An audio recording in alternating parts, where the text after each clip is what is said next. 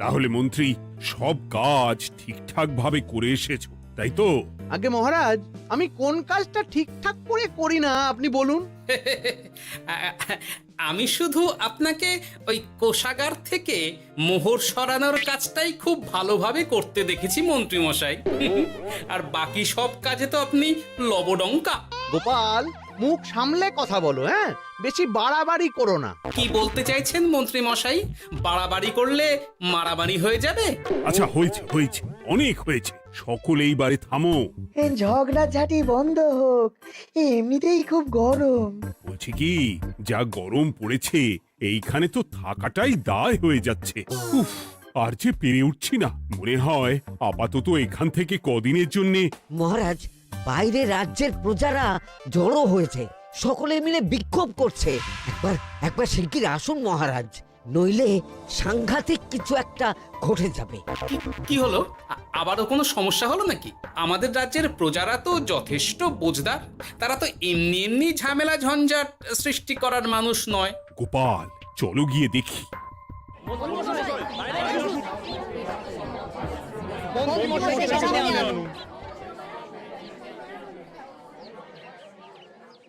কি ব্যাপার, তোমাদের কি সমস্যা হয়েছে? এইভাবে বিক্ষোভ করছো কেন? মহারাজ, মন্ত্রী মশাইকে সামনে আনুন, তারপর বলছি কি হয়েছে না হয়েছে। সেরেছে। আরে, আমাকে ডাকছে কেন? আচ্ছা, বলছি তোমরা একটু শান্ত হও। আমি বুঝতে পারছি তোমরা কিছু একটা কারণে খুবই অসন্তুষ্ট হয়েছো, তাই সেই জন্য বলছি আগে শান্ত হও, তারপর বলো মন্ত্রী মশাইকে কেন খুঁজছো, উনি কি করেছেন। গোপাল দাদা, তুমি তো জানোই রাজ্যে যা গরম পড়েছে, তার জন্য খাল বিল পুকুর নদী নালা একেবারে শুকিয়ে গেছে, চারিদিকে জলের হাহাকার। হ্যাঁ হ্যাঁ, সে তো জানি। গত সপ্তাহে এই সমস্যার কথা জানিয়ে মহারাজকে অনুরোধ করে গিয়েছিলাম যে রাজ্যের বাঁধটা যাতে খুলে দেওয়া হয়। কেন? আমি তো তোমাদের কথা রেখেছি। আমি তো দুদিন আগেই মন্ত্রীকে পর্যাপ্ত পরিমাণে মোহর দিয়ে বাঁধ খোলার কাজে পাঠিয়েছিলাম। কেন, উনি কি বাঁধ খোলেননি? সেইটা ওনাকেই জিজ্ঞাসা করুন। গত দুদিনে উনি তো বাঁধ খুলতে আসেনি, উপরন্তু আমরা ওনাকে ডাকতে গেলে উনি আমাদেরকে তাড়িয়ে দিয়েছেন। সে কি, এ তো ভারী অন্যায়। দুদিন ধরে অপেক্ষা করে আর না থাকতে পেরে আজকে আমরা এখানে এসেছি। এই অবস্থা আমরা কি করব? যদি আমাদেরকে আমাদের রাজ্য সাহায্য না করে তাহলে কোথায় যাব আমরা? ছি ছি ছি, আমি তো ভাবতেই পারছি না। মন্ত্রী, এই মন্ত্রী! মহারাজ, মন্ত্রী মশাইয়ের ব্যাপারটা পরে দেখে নিচ্ছি, আগে এদেরকে শান্ত করেই চলুন। মনে রাখবেন, প্রজারা একবার বিপক্ষে চলে গেলে কিন্তু খুব মুশকিল হয়ে যাবে। শোনো সকলে, তোমরা আজকের দিনটা একটু কষ্ট করো। আমি কথা দিচ্ছি, কাল সকাল হলেই বাঁধ খোলার ব্যবস্থা করব, ঠিক আছে? ঠিক কথা বলেছো তো গোপাল দাদা। দাদা বলে যখন ডাকো, তখন দেখো এই দাদা তার ভাইদের কিছুতেই নিরাশ করবে না। শুধু আজকের দিনটা একটু চেয়ে নিচ্ছি, ব্যাস। ঠিক আছে, আজকে আমরা চলে যাচ্ছি, কিন্তু কালকে কিছু না হলেই। কোনো কিন্তুরই জায়গায় নেই পুঁটির বাবা। আর তোমরা রাগ করো না। চিন্তা করো না, সকাল হলেই সাঙ্গ পাঙ্গ নিয়ে আমি বাঁধ খোলার কাজে নেমে যাব।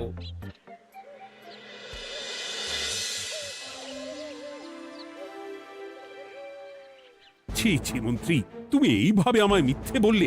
ভাবতেই পারছি না কি দরকার ছিল আমায় মিথ্যে আশ্বাস দিয়ে প্রজাদের সামনে নাক কান কাটার। মুখে কুলুপ কেন? উত্তর দাও। না মানে, আমার শরীরটা ঠিক ভালো ছিল না, তাই বাড়ি থেকে বেরোতে পারিনি। বলছি কি, শরীর খারাপ থাকলে রাজসভায় খবর দিতে পারতেন, আমরা কেউ দায়িত্বটা পালন করতাম, কি আছে? সমস্ত মোহরগুলো ত্যাগস্থ করে ঘাপটি মারলেন ঘরে। ছি ছি, জানাই আপনাকে ধিক্কার। সকলে মিলে করো প্রতিবাদের চিৎকার। মন্ত্রী মশাই, ছি ছি ছি ছি ছি ছি। মহারাজ, আপনি এক্ষুনি মন্ত্রী মশাইকে কদিনের জন্য সভা থেকে বহিষ্কৃত করুন। সে তো করবই, তবে তার আগে আমি চাই কালকে যখন বাঁধ খুলতে তোমরা নামবে, তখন সেই কাজে কোনো লোক নিয়োগ না করে অন্তিকেই বাঁধ খুলতে নামাবে। মহারাজ, এ কেমন বিচার আপনার? আমি না রাজ্যের মন্ত্রী। মন্ত্রী না ষড়যন্ত্রী। মন্ত্রী মশাই, তাহলে কালকের জন্য প্রস্তুত থাকুন। মহারাজের বাঁধ খোলার জন্য সকল মোহর তো আগেই আত্মসাৎ করেছেন, এবার শুধু কাজে নেমে পড়বেন, কেমন?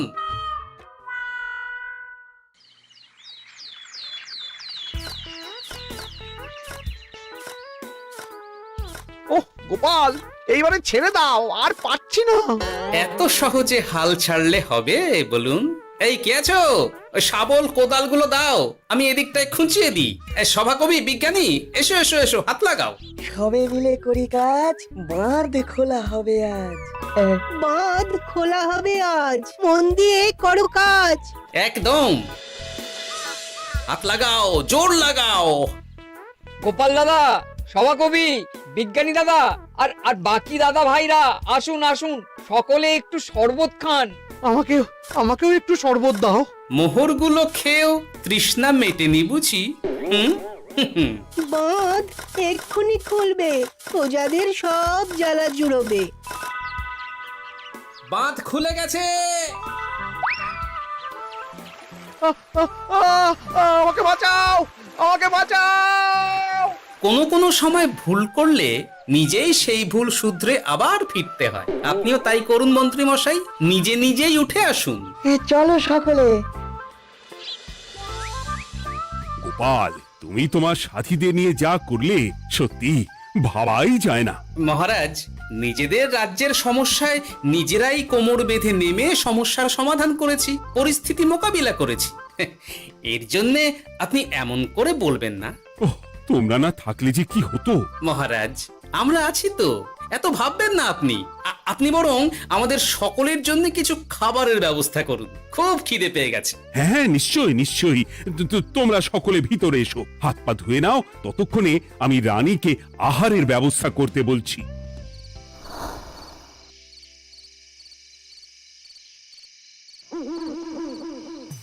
ওমা গো, ওমা বাঁচাও, কি শরীর খারাপটাই না লাগছে গো।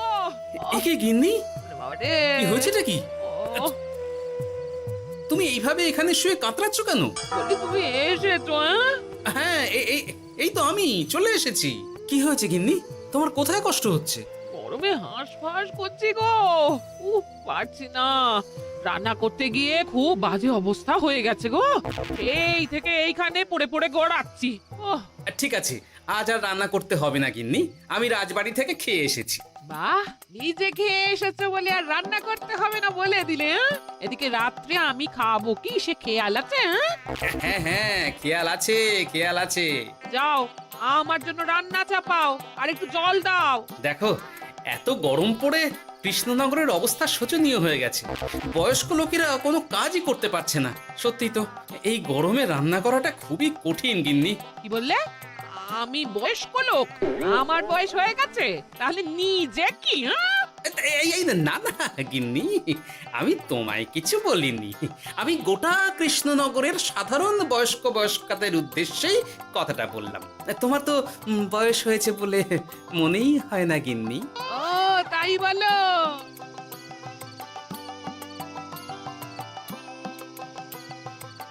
নাও গিন্নি, জল নাও। আজ না হয় আমি রান্না করব। হে ভগবান, মুখের একটু লাগাম দাও। এইভাবে যখন তখন সত্যি কথা বলিও না।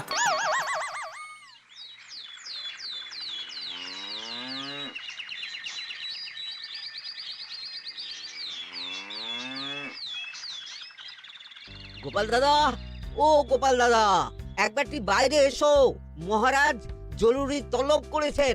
আবার কি হলো? গোপাল দাদা, গিন্নি, একবার ও বাইরে গোপাল গিয়ে দাদা। দেখে আসি বুঝলে, পেয়াদা এসে অনেকক্ষণ থেকে ডাকছে। গোপাল দাদা, আচ্ছা, গিয়ে গোপাল দেখো। দাদা, ও গোপাল দাদা, গোপাল দাদা, ও গোপাল দাদা, আরে তুমি এক্ষুনি একবার প্রাসাদে চলো, রানীমার খুব শরীর খারাপ করেছে, মহারাজ তোমাকে খবর দিতে বললেন। ঠিক আছে, তুমি যাও, আমি আসছি।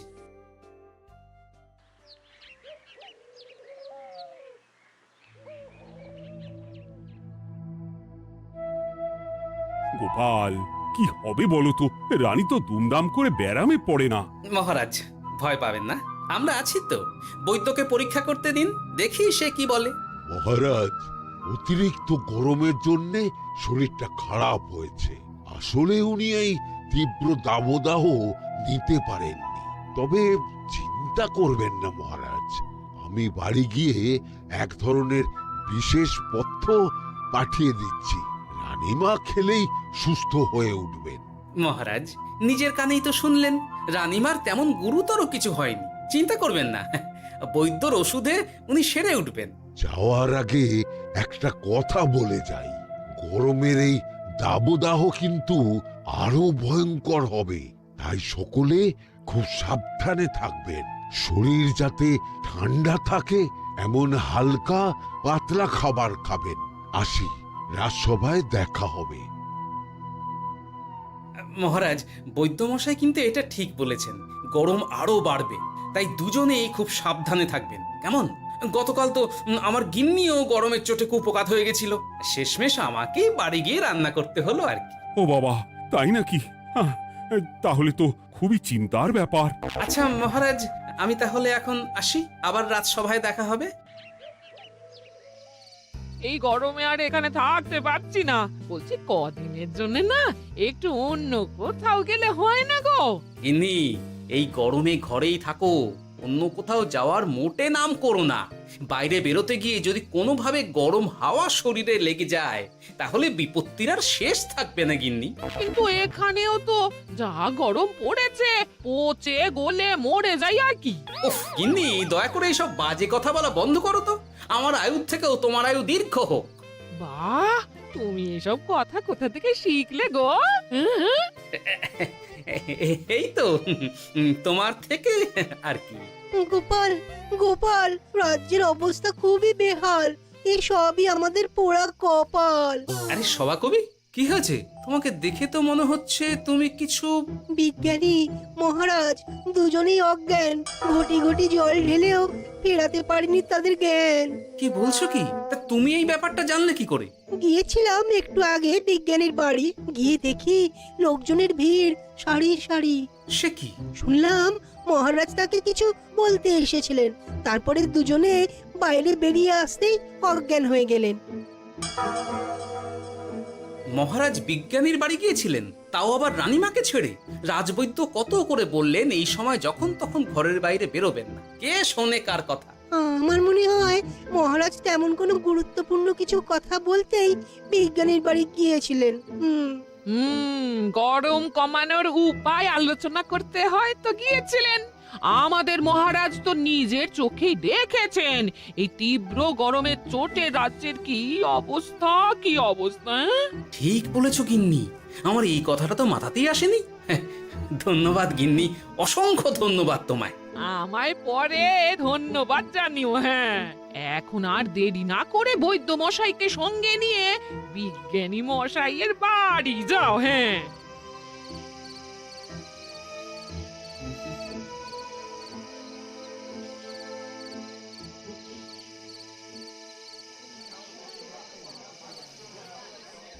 কি বুঝছেন বৈদ্যমশাই? খুব একটা ভালো কিছু বুঝছি না গোপাল। দেখো, সত্যি বলতে ওই কৃষ্ণনগরের অবস্থা খুবই বাজে, তাই এখানকার মানুষেরা একে একে অসুস্থ হয়ে পড়ছে। বাইরের অবস্থাটাও তো ভালো নয়, বুঝতেই পারছো। এখন সান্ধ্যকালীন হাওয়াতেও গরমের তাত রয়েছে। দেখুন, রাজ্যের যা অবস্থা তাতে যদি রাজ্যের মাথা থেকে সমস্ত প্রশাসনিক প্রধানরাই অসুস্থ হয়ে পড়েন তাহলে তো ভীষণ বিপদ। সে তো বটেই, এই জন্যেই আমি বলি কি, মহারাজ সহ সকল সভাসদেরা এই রাজ্য ছেড়ে কদিনের জন্য পাহাড়ি কোনো এক জায়গায় গিয়ে থাকুন, পরিবার নিয়েই যান। দেখুন, আগে নিজেরা বাঁচলে তবে তো রাজ্যবাসীকে ভালো রাখতে পারবেন, তাই না? কথাটা কিন্তু মন্দ বলেনি বৈদ্য। গোপাল, এই গোপাল, তুমি পাহাড়ে যাওয়ার ব্যবস্থা করো। এইখানে আর কিছুদিন থাকলে মরেই যাব। হ্যাঁ গোপাল, আমারও তাই মত। এক্ষুনি যা শরীরে ক্লান্তি এসেছে, আর কদিন এইখানে থাকলে মরেই যাব।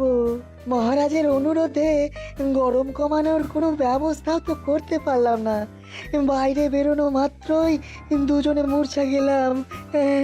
বাবা, ঠিক আছে, বুঝেছি। মহারাজ, আপনি আর এই ব্যাপারটা নিয়ে বেশি ভাববেন না। বিজ্ঞানী, তুমিও আর বেশি কথা বলো না। আমি পাহাড়ে যাওয়ার ব্যবস্থা করছি। আমরা রাজসভা সকলে সব পরিবারই যাব। অনেক কাজ হয়েছে, এখন কিছুদিন আমাদের বিশ্রাম দরকার।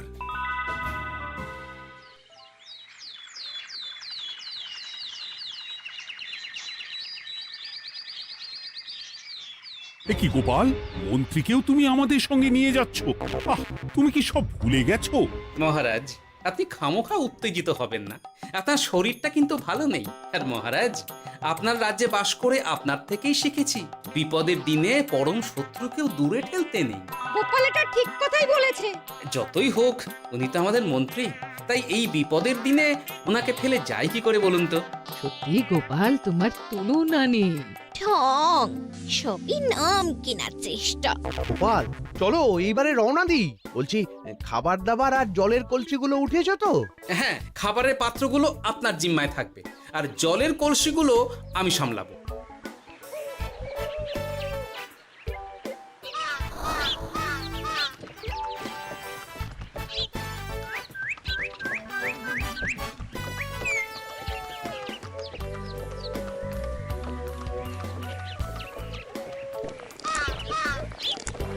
কি গো, তুমি খাবার ছেড়ে শুধুই জল খাচ্ছ? ওদিকে মন্ত্রী মশাই যে সব খাবার একাই সাবার করে দিলেন। না ভালোই তো, থাক না। এরপরে বড় বাইরে যেতে হলে বুঝবে, আমি তো ওই জন্যই নিজের জিম্মায় শুধুমাত্র জল নিয়েছি। দেখো, জল খেলে ছোট বাইরে যাওয়ার দরকার হলে চলে যেতে পারবো, কিন্তু বড় বাইরে যাওয়ার দরকার হলে তো যেখানে সেখানে যেতে পারবো না। তাই জলই সই। কিন্তু সবার জল যদি তুমি একাই শেষ করে দিলে, তাহলে এই রে, এটা তো ঠিক বলেছো গিন্নি। পথে ঘাটে কোনো পানীয় জলের পুকুর বা কুয়ো দেখলে জল ভরে নিতে হবে, বুঝলে?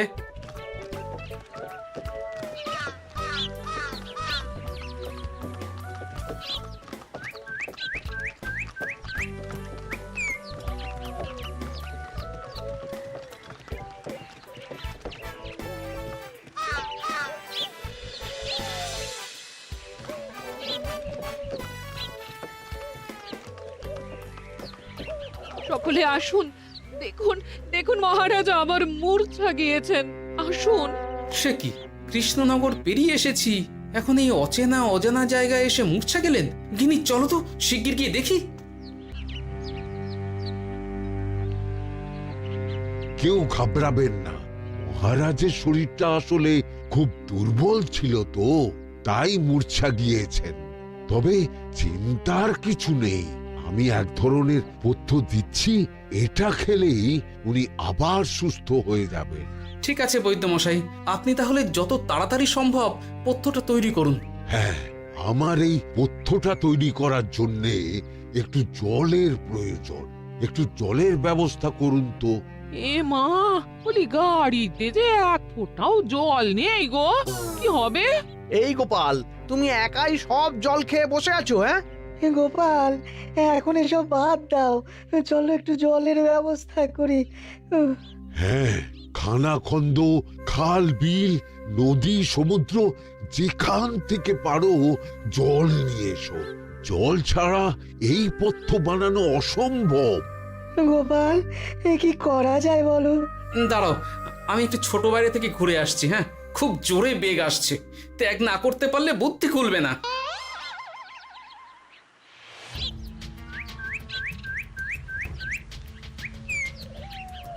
ওদিকে একটা পাত কুয়ো দেখতে পাচ্ছি মনে হচ্ছে।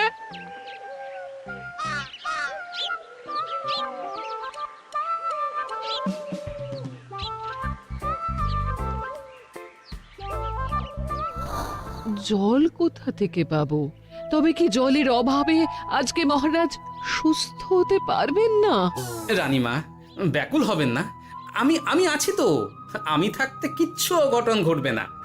সকলে শুনুন, বিশেষত মহিলাদের বলছি, আপনারা সকলে নিজেদের কাছে যত শাড়ি আছে সেই প্রত্যেকটা শাড়ি আমাকে দিন। আমি শাড়ি জুড়ে জুড়ে লম্বা রশ্মি বানাবো, তারপর সেই রশ্মিতে বালতি ঝুলিয়ে জল তুলব। দয়া করে কেউ দেরি করবেন না।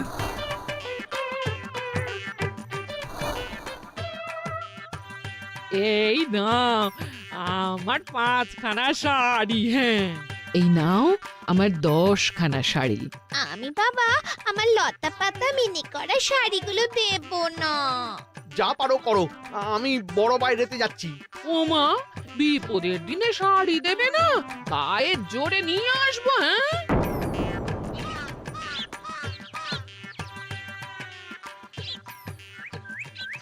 এ বাবা, এখনো কিছুটা কাপড় লাগবে তো।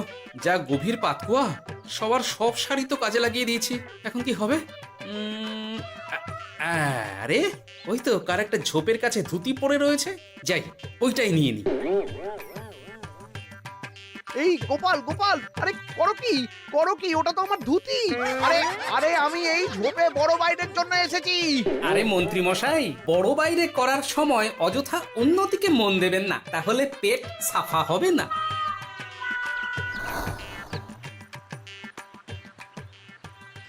গোপাল, তুমি ছিলে বলে এই যাত্রাতে রক্ষা পেলাম। ভগবান তোমাদের অনেক অনেক মঙ্গল করুক। এই দেখো না, ওরা না আমার লতা পাতা আঁকা শাড়িগুলো নিয়ে নিয়েছে। এই দূর তোমার শাড়ির লতা পাতা, আমি নিজেই জড়িয়েছি বড় বড় ঘাস পাতা। চুল করছে রে, দূর ছাতা।